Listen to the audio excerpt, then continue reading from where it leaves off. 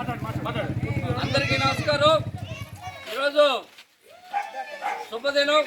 ఎందుకంటే 4 సార్లు సీఎంగా చేసిన మన రాష్ట్ర ముఖ్యమంత్రి నారా చంద్రబాబు గారి నాయకత్వంలో, నారా లోకేష్ బాబు గారి నాయకత్వంలో, మన జిల్లా ఎంపీ గారు వేమిరెడ్డి ప్రభాకర్ రెడ్డి గారి నాయకత్వంలో, వేమిరెడ్డి గారి ప్రశాంతమ్మ గారి ఎమ్మెల్యే గారు, కోవూరు ఎమ్మెల్యే గారి నాయకత్వంలో ఈరోజు మనం గతంలో ఉన్నాం.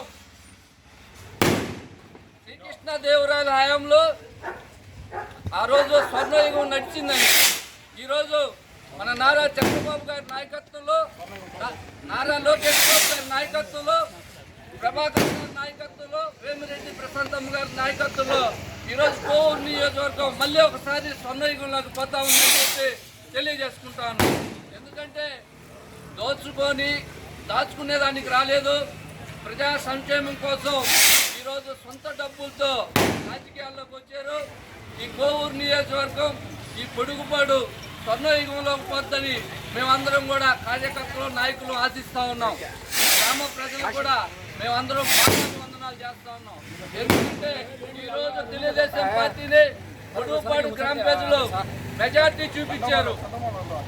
పొడుగుపాడు గ్రామ ప్రజలందరూ కూడా మంచి మెజార్టీ ఇచ్చారు. వాళ్ళందరూ కూడా మేము పాదాభివందనం తెలియజేస్తూ జిందాబాద్ తెలుగుదేశం పార్టీ, నారా చంద్రబాబు గారి నాయకత్వం, నారా లోకేష్ బాబు గారి నాయకత్వం, వేమిరెడ్డి ప్రభాకర్ రెడ్డి గారి నాయకత్వం.